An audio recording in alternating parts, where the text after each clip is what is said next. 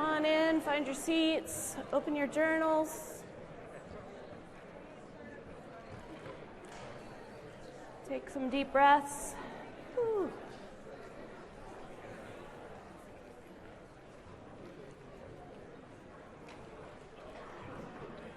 All right. Welcome.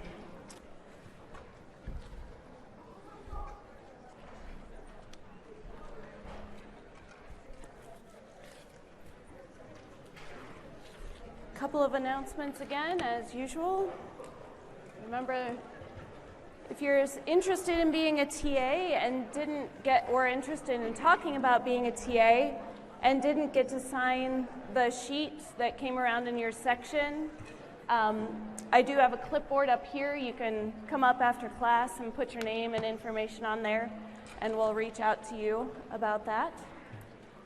So that clipboard will live up here now for the rest of the semester. So there's no time that's too late to sign up and come talk with either myself or with Autumn or both of us. So that's there. Kiss the Ground, extra credit movie happening on Monday at 7 in Osmond. Highly recommend this movie. I thought that it was very revealing. It's a good new perspective. It's part of the news story of what's the evolution that's happening on our planet. So this is a good one. And then today, getting to where we are today. So as we go through this part 3 now of the course, take a breath. We're getting there. And yet there's lots more things to do. So this part 3 is interesting because we're talking about opportunities, right? We're talking about choices of different ways to choose. And yet, you know, you're kind of stuck. I think many of you are stuck in the middle of being a kid where choices were made for you about what house you were in and what all of the food that was, you know, you opened the refrigerator, somebody said, and there was food in there. So you're in this place between where you were being taken care of and people were making choices for you, and then where you're headed and when you'll actually be able to make those choices for yourself. So you're making lots of choices these days, but some of them are not like what we're talking about. I mean, today our conversation is about shelter. So right now, you know, you're in an apartment that's cramped with a bunch of other people, or you're in the dorms, and that's another option, or you might still be living at home with your folks or your grandparents or whomever, and choices are still being made for you. And so what we're doing is kind of, I am wanting to present to you ideas and possibilities, and knowing that there are options, but knowing that you might not, you know, you cannot, in some cases, make these changes right now, that it's something that's going to be coming in the future. So you're stuck, and I get that. But I'm hoping that what we're doing now is going to be useful to you at some point in time. Okay? Nobody knows you as well as you know yourself. You know your priorities. Remember last week we did the reflection pack-back question about what is your main thing. So you can consider how your main thing plays into all of these choices now and later. Your main thing is probably going to stay your main thing forever, right? Life is fluid. It's going to be moving around you, but your main thing, if it really is your main thing, it'll stay there, okay? So just so you know, I know that not all of this change is possible for you right now, but it's important to think about what's coming too. So where we are is this: how might you reduce your footprint, your ecological footprint, while improving your quality of life? So there are things you can do now, but not all of these things. The basic needs of living things, food and clean water and shelter and clean air, those are the things that we need to survive. So survive, defined as continuing to live or exist, especially in spite of danger or hardship. So surviving is one option, right? And it kind of sounded like this was the vibe I got the other day when you were talking about the food that you have to eat, right? The choices that you have to make about what foods you're taking in, right? Some of you sound like you're just surviving on whatever you can find, right? But where we're trying to get to is this idea of thriving, where we can grow and develop well and vigorously to prosper and to flourish. That's what this part 3 is about, right? How can choices that you make not just help you to survive, but to thrive? So going back to the food class last week, or on Monday, and thinking about that potato chips have calories, right? Calories give us energy, so they'll help us survive, but potato chips are not really the option that helps us to thrive. So how does eating those whole, not processed foods straight from the ground make me feel compared to if I ate a bag of potato chips, right? So we're going to work our way now through shelter a little bit, some possibilities of shelter and how we can choose to survive and thrive with that. So thinking back to our ancestors 20 or 30 or 60,000 years ago, for them and for us now, our skin is our very first shelter, right? We take care of our skin because it's keeping out a lot of germs, a lot of things that we don't want in our body. So we might not think about it, but skin is our first shelter. And then after that, people used animal skins as their shelter. That was the next thing. And thankfully, we've evolved so that we're not, choosing having to make these things, although that does look pretty warm and cozy. So what has it changed to, right? I'd like to introduce Joel. You've met him before. He came and talked about outdoor school.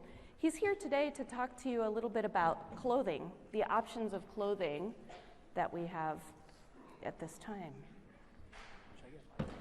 Yeah. Yay, Joel. Woohoo.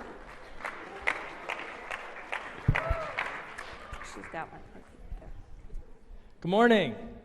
My name is Joel Barnett. I was a former TA in LC for BiSci 3. And today we're going to be talking about fast fashion. Has anyone ever heard of fast fashion before? You can raise your hand. That is more people than I thought. So to get us just started, talk to a partner about what influences your buying choices when it comes to clothes. Okay.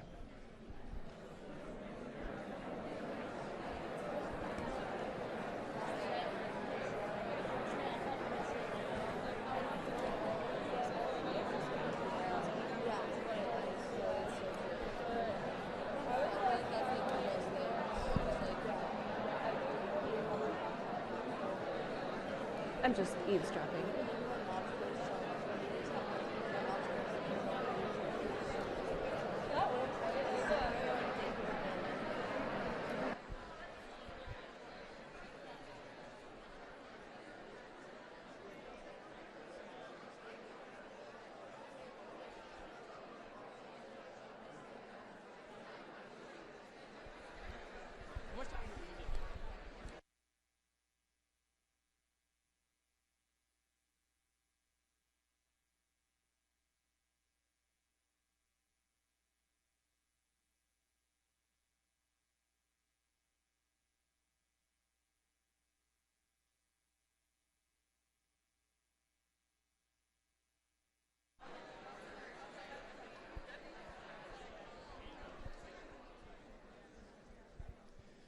Okay.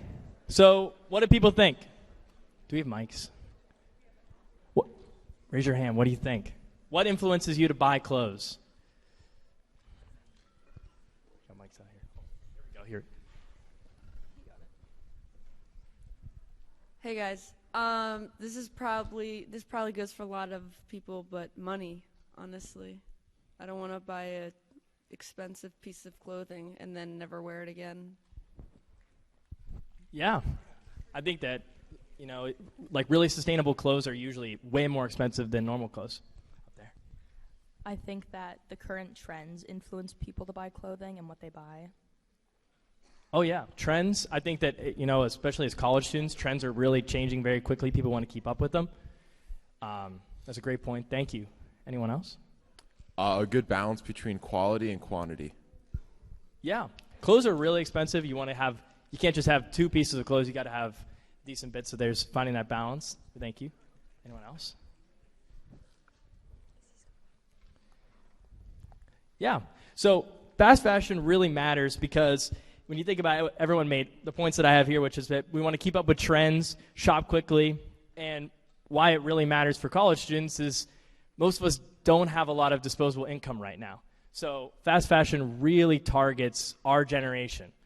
But there's some problems that come with it. Has anyone heard of microfibers before? Ooh, raise your hand. Yeah.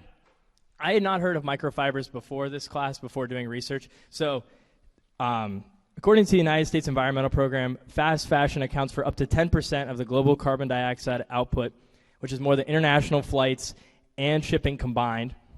It also counts for 1/5 of the 300 million tons of plastic produced each year, which all comes from polyester.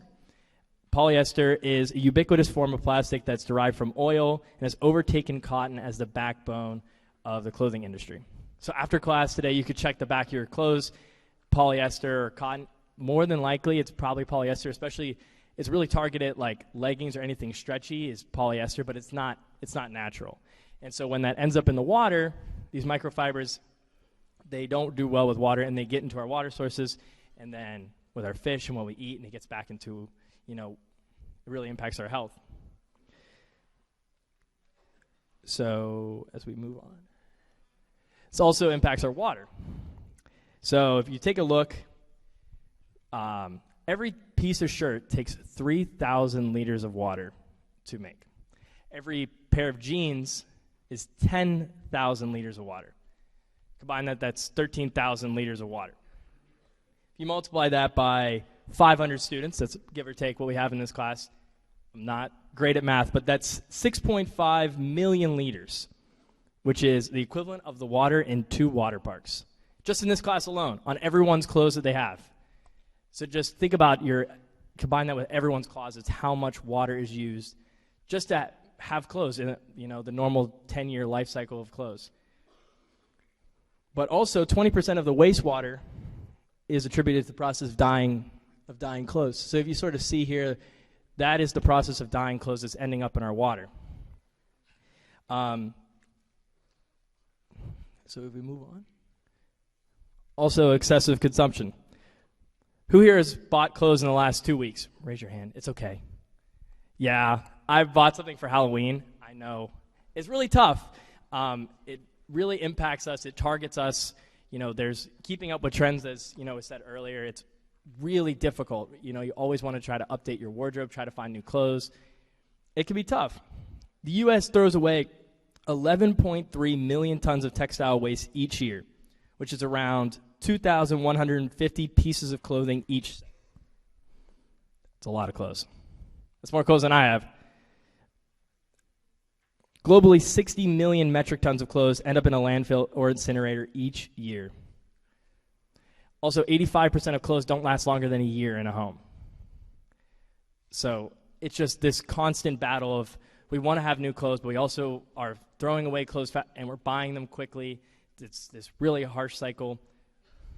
But one of the big things that we can sort of combat is these fast fashion companies which are targeting this. So everyone shout out if they've heard any fast fashion companies. What are some of them? Yeah.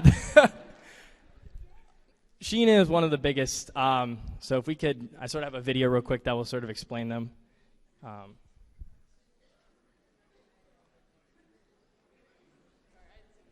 it's okay.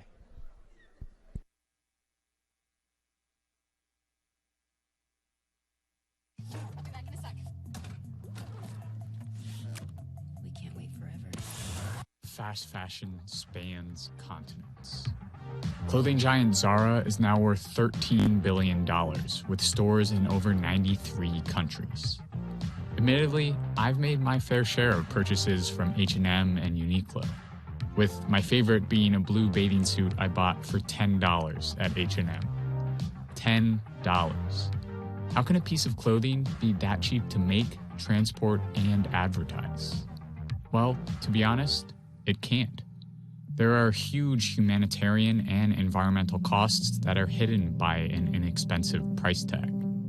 Although these fast fashion companies have committed numerous human rights violations, today I'm only going to look at the environmental issues that are caused by the mass production of cheap clothes. The phrase fast fashion is used as an umbrella term to describe the accelerated process of turning new design ideas into clothes on the retail floor. In the case of a store like Zara, for example, it takes a mere 14 to 21 days from the inception to the sale of a product. And this ability to create new trends very quickly, combined with savvy marketing campaigns, has meant that stores like H&M and Forever 21 can quickly change every item in their store to drum up hype about a new line of clothing. Much like a fast food chain that is constantly changing its menu items in order to stay relevant, these fast fashion stores can introduce new clothes almost weekly. Not only does this mean that consumers are tempted to buy the newest and best pants or shirts, but it also means that older items quickly become irrelevant. This constant overconsumption has high environmental consequences. On the supply side of the equation, most clothing is now made of a material called polyester, which is a petroleum-based fiber that requires large amounts of fossil fuels for manufacturing. According to Forbes, that number has now reached up to 70 million barrels a year. And the rise of fast... So what's coming up with this video? Raise your hand.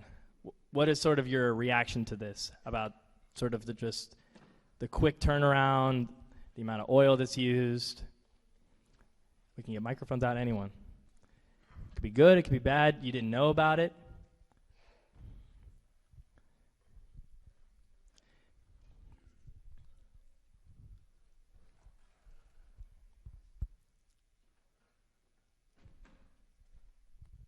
I would say one thing I noticed from the video is like just because it's cheaper doesn't mean it's produced better.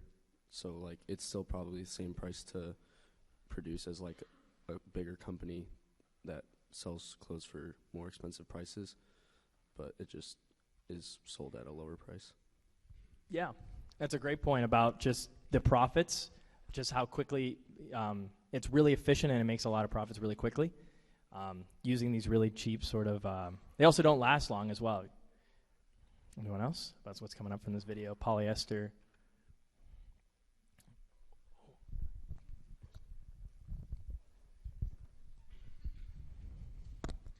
I think it's really interesting to think about the costs of the clothing that I might be buying that I am paying, but not even noticing. Like, I think the $10 swimsuit, oh my God, it's so cheap because I don't have to use a lot of my money and I don't have a lot of money, so I'm going to choose the cheap option, but like I am paying in the health of my earth and my future without even realizing that I'm just handing away those resources. Yeah, thank you, Maddie. It's like really tempting. If you go on the website and you check it out, it is like their marketing team is amazing. Like the way that they definitely target college students. They have, it's just like this industry. It's like $2 to $3 to buy a t-shirt. Oh. You got it. So I'm looking at where I buy my clothes from. A little disappointed in myself here. I'm confused on where I should buy clothes from now. That's a great question.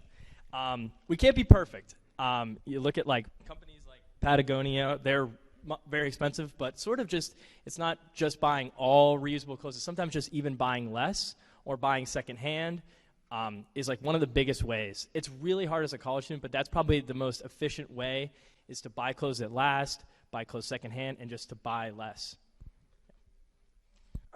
One thing about Shein, I must say that I have purchased clothes from Shein before, but their packaging is another thing with like the plastics, because every single item that you purchase, it comes in a separate plastic bag. I know that like some people try to like reuse them or, try to upcycle them, but in most scenarios, you can't really do anything with them. And it's like every single item. So if you purchase like 5 items, 5 separate plastic bags. If you purchase 20 separate plastic bags, so on and so forth. I didn't know that. Thank you. That's really interesting that it's also in that separate plastic. That definitely adds up quickly. I probably have time for like one more, a corner, or 1 or 2 more. I can run up there. I got you. I think it's interesting to note too, the demand is so high. If you notice, like on Amazon, they'll have the same products as Shein, but they'll charge so much more because they know people will want them faster. So it's just interesting to note, like, how people can scheme you based on how fast they can ship it. Yeah, great point. Thank you. Snap, snap, snap. I think it's really hard though nowadays to buy like clothes that don't have problems. Like if it's like Shein, they use a lot of bad materials, and then it's another company that has good clothes, but then it's like child labor is involved. And then I feel like it's like inevitable to not buy clothes that don't harm our environment. Also, then if you want to buy clothes that are like sustainable, which I really doubt they're like 100% sustainable, but if you do want to buy those clothes, the price is like hiked up like a ton. So wanting to save the environment is economically a lot more challenging. So a lot of people don't want to do it. That's a great point. It's really difficult. Especially like you look at, like you made a good point, like Adidas and Nike, like they are sort of said that they're going to, change their practices, but it's like almost like greenwashing of like, hey, I'm going to change, but like how much? I was just going to say, someone asked earlier where to even shop at that point, because even if you look at certain luxury brands and more higher end fashion places, they're still having very unethical and non-sustainable practices. So you're like, where can I even shop at this point? I know there's a website called Good On You. I don't know if you know about this, but you might talk about it. But it actually rates all the different brands from sustainability. And I think it's really helpful because even the ones that you wouldn't expect to be super sustainable have high ratings, like Patagonia or like stuff like that, where it's like maybe not the most expensive on the market. Not Patagonia. Patagonia is kind of expensive. But, there's certain ones that you can buy that aren't like super expensive and they have really good ratings. So I would like to add that. Can you say the name of the store one more time, please? Yeah. Well, it's a website, and it's really cool. It has, like, a bunch of articles and journals. It's called goodonyou.com. Like, yeah, just Good On You. Thank you. Yeah, that's definitely a good website. I had never heard of that before, so I'll make sure to check that out after class. We sort of briefly talked about this as well, which is sort of just the behind the scenes that you don't see on the website, which is all the factory workers. There's 75 million factory workers in fashion worldwide. Again, I'm just like trying to give numbers perspective because they're so large. To give that number perspective, take the number of students at Penn State and multiply it by 2,000. 2% of those 75 million factory workers have a livable wage. Also, a vast majority of them are women. So that also just shows like the social problems that comes along with the environmental problems, that they're sort of just combined, that intersectionality of those two problems. So there's a lot here. There's a lot of things going on, a lot of issues. But sort of the first thing is just being here, is coming out, understanding and caring. That's like the first step. And you sort of see it's like, what can we do? There's all this, where it ends up in landfills. But sort of just the ways that we can see sustainability. Again, not impossible to be perfect, but, rent and swap, vintage secondhand, recycle, upcycle, high quality, custom made, green. I think the story that you said earlier, the American Textile Recycling Service, Goodwill, Earth 911, Salvation Army, great place to donate your clothes and buy from. Patagonia and North Face, as you saw that Patagonia's owner had given up the company and, all the charity and stuff. That's a great step. That's what we want to ask from our companies. So first thing that we can sort of do is just make that one first step. So this is from last year. this was sort of a combined effort with my TA group and Doug's TA group from last year and Jill's TA group, where we all had come together and we'd all brought our clothes together that we hadn't used, and we tie-dyed our clothes. All of our unused clothes we tie-dyed, just gave them new life. And then all the clothes that we didn't want, we donated to the Salvation Army. We donated like an entire trash bag full, and we're just students, and I think that probably made a huge difference to someone's day, having all those clothes. So sort of my last question is, what do you think that we can do? What do you think we can do about this? What are some steps? I'll go back. Any ideas? There's no wrong ideas either.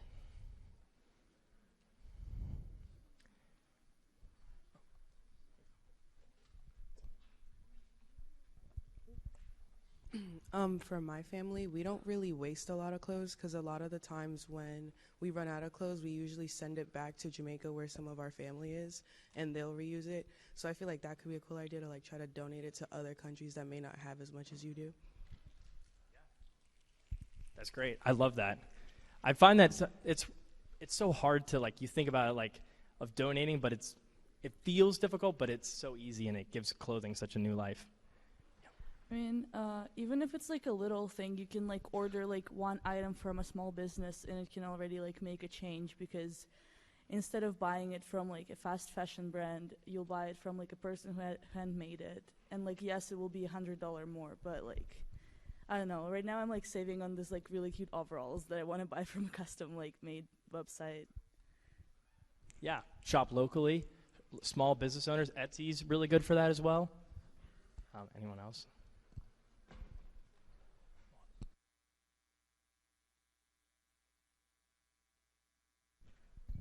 Something I was thinking about is buying more basics. So like you can buy nice quality things that you can wear with like, and then you can still buy like upcycled like things that you can like add to it, but like having the basics that are sustainable, then you can have more options with that. Yes, very good. You can, and then usually those sustainable options also have like a longer life as well. They're usually better quality. Anything else?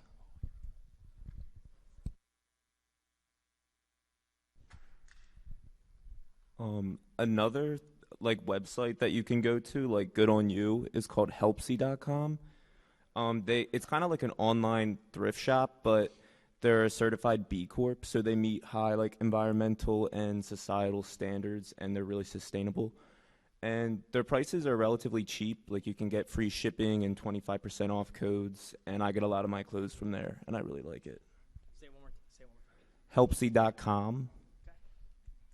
Thank you. Yeah, I didn't know about that either. I'll look into that. Anything else? I'm working out today. I'm getting my cardio in. Thanks. So you can definitely use social media to your advantage, and there are a bunch of thrift stores or people that go thrifting and then can put it up on their Instagram pages or Facebook pages, I guess, and then you can buy it from that way. My personal favorite person I follow is called Jean Vintage. She posts a lot of really cool things. I just bought overalls from her from like last week. So she'll go thrifting and then she'll get it and then ship it out to you, or like she'll come around to different places to do like a pop-up sale. So you can, and like another person I follow I think is Central Oregon Thrift or something like that. But basically you can definitely use like the technology that you have at hand to find people that will ship thrifted items to you. I'm learning so much. I had no idea.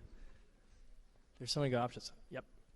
I also think it's important to see, I'm going to definitely go back to my closet and look at it with new eyes to see that I do have pretty much everything that I need to keep myself warm and to keep myself feeling good about my style.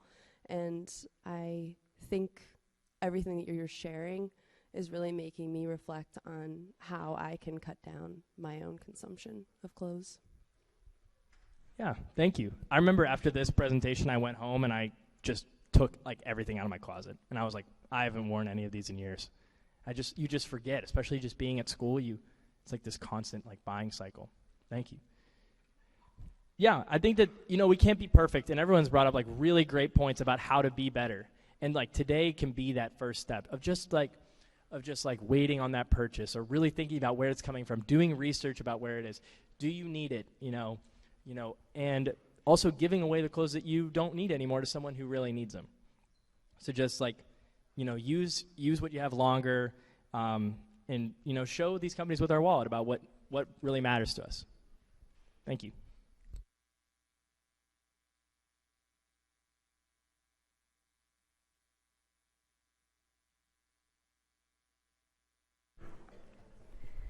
Thank you, Joel. Possibilities, options. I'd like to show you, would you pull up that video, the first one, Jordan's video? I want to show you one of the possibilities here of what could be happening. Hi everyone, I'm Jordan Pietrafita. I am a graduate of Penn State. I graduated in 2020. I am also a former BiSci 3, the environmental science course, student and TA.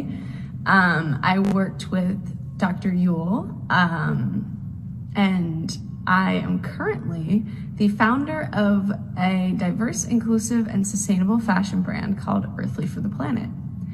I took BiSci 3, environmental science, back in my second semester of sophomore year. And it really awakened this love for nature and this passion for the environment and wanting to help save the environment, but also strengthen my connection with nature. That has pretty much made it possible for Earthly to even exist today. Without being a student and TA for environmental science, I really don't think that I would have added a sustainability portion to my honors thesis at Penn State. Originally, my plan was to make it a diverse and inclusive brand, but after taking BiSci 3, I really decided that I needed to add this extra element of sustainability. The fashion industry was really missing something that was super important with the sustainability piece, so I decided that I really needed to make it happen. So I graduated in 2020, and then Earthly, which was my brand, my fake brand that I came up with during my thesis, I made it a real thing. I became Earthly for the Planet, and now I'm doing it as a part-time, but feels like a full-time job, up in New York City. I absolutely love it. I love that I can incorporate elements of diversity, inclusion, and sustainability. I take only secondhand materials and I upcycle them into brand new pieces so that all of these items never even reach landfills. They don't have any detrimental impacts on the environment, because I think that without taking environmental science or working with I've gotten to the place where I am today or had this passion.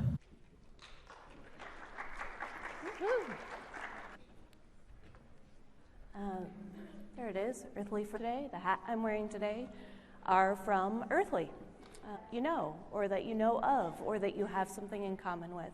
So shelter as clothing, other types of shelter. So again, those animal hides used to be what was constructing our shelters. And so what's happened? It's like that evolution of what we need. Certainly, I am very thankful that I don't live in an animal skin shelter that I really need. It's in 1950, the average, and now it's averaging in-house is 2,500, doubling, right? Homes are over 4,000 square feet. And often kids, 3 to 4 kids per family, and now in 23 children. So it's continuing to change. Your household, or whatever it is, how did that space, a moment and talk to your neighbor about that.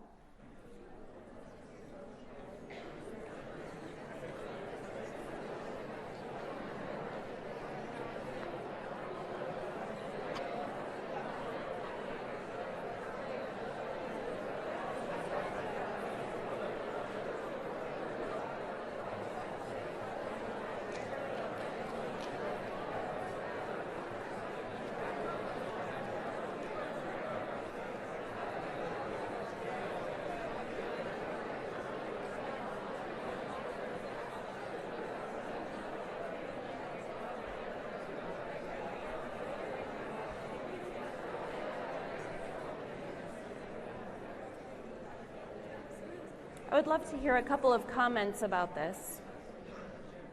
Thanks. Where are the microphones? I grew up in a historical home, and so my house was actually of my immediate family was 5, including me. And so I grew up in a house, and I'm actually really thankful for that, because all of my family. And when I came to, but my roommate at the time, she grew up and had multiple bathrooms, and so she's like, I can't even imagine sharing one bathroom.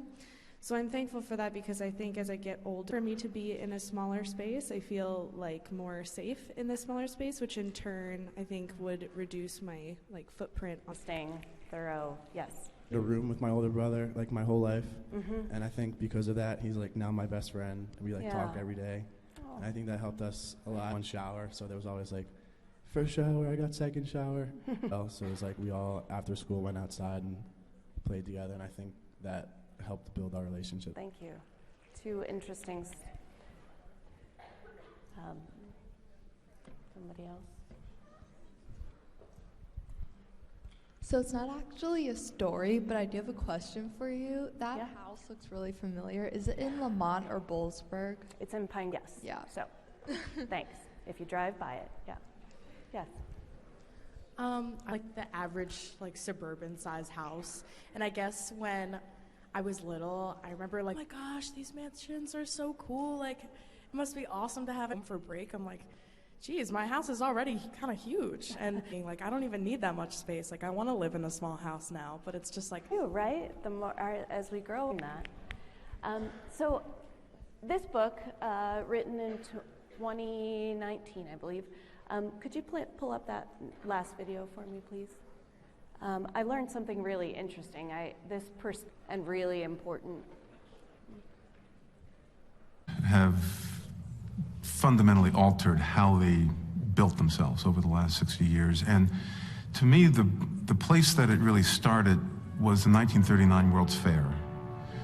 At what was the most successful World's Fair in history, the most successful exhibit was one called Futurama. To help us get a glimpse into the future of this unfinished, been created for the New York World's Fair, a thought-provoking game of living. Come, let's travel. What will we see? The future of the city in the world we are now seeing is a vision which may undergo many changing realities of tomorrow. And it portrayed us in lots of open spaces. You could live in the country and drive to your job downtown. And has begun to win victory. And urban excitement. Not coincidentally, Futurama was sponsored by General Motors. And they were promoting what we wanted. And it's mine, just before the war. The cloud, we go off to war, mulling in our minds, and we come back and we implement Futurama. 50 for new homes and a piece of land in the country. Almost.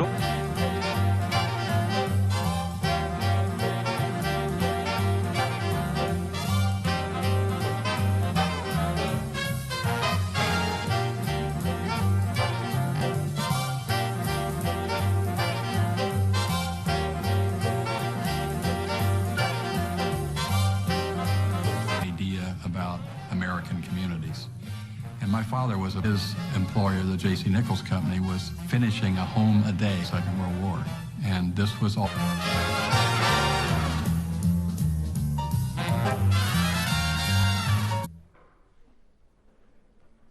It's interesting to think about. I came in on the train. It was like a kit. They put it together, right? Like Legos, except it built them a house. Yeah, the most ecological harm form. So how this has shaped the places of culture owned each house, and that now, and each house needs to be able to trim their own shrubs, and each house, that the bigger your house, the bigger the footprint is bound to be. So new houses, you know, the technology of heating and cooling might be more efficient, it's big, then you're still, or potentially even more. So more CO2 being put into the atmosphere. The smaller the house, the smaller the footprint. So you might want to try this. You can jot this down in your notes, where if you had $10,000 to build a home, could you do it? Where would you put it? How would you do it? Who would design it?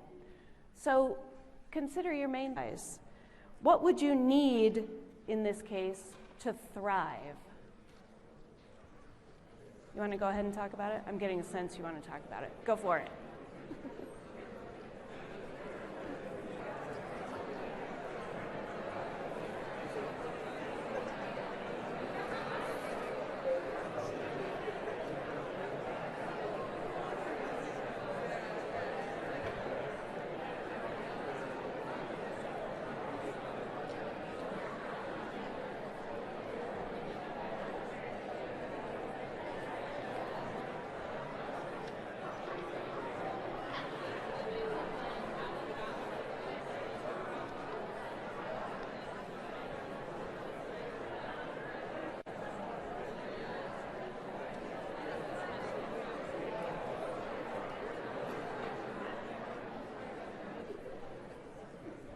$1,000, less than $200 a month as far as water, trash, that would be heating and cooling.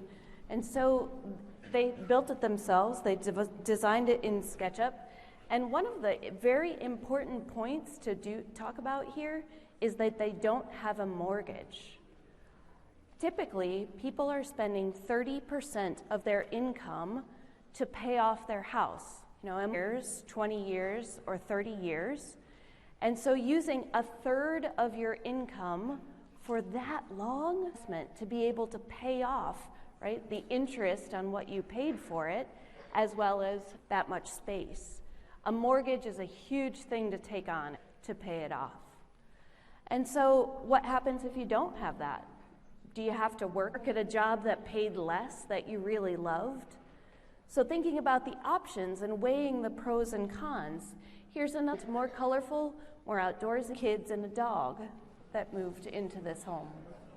This too, in your comment of being, right, when you don't have the indoor space, spending more time outside.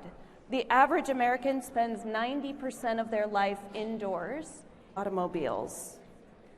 And we've discovered already what to the outdoors. So our economies run on what we need to consume. Like I mentioned in the spread out land the way that we are now, everybody needs to have a mower. What happens if we are able to share more items, right? Sharing was something that we all learned very early in life, something that was encouraged when we were kids. So now to consider, how can we create thriving villages where we live? What can we do for each other? It's something that I really do appreciate about my neighborhood, is that it very well. If I need a drill and if I need help holding, I can call on my neighborhood to do that. So the way that we can hold these properties is really important. So considering what thriving really, and how could we get it? I thought it's what I needed. If I were to choose now, I would choose something very differently. Responsibilities. The bigger the house, the more cleaning there is, the more that. There are also things that I've developed over 17 years and better. So life is a matter of choices. And thanks very much. I hope that you have a beautiful day. Thank you, Joel. Woo!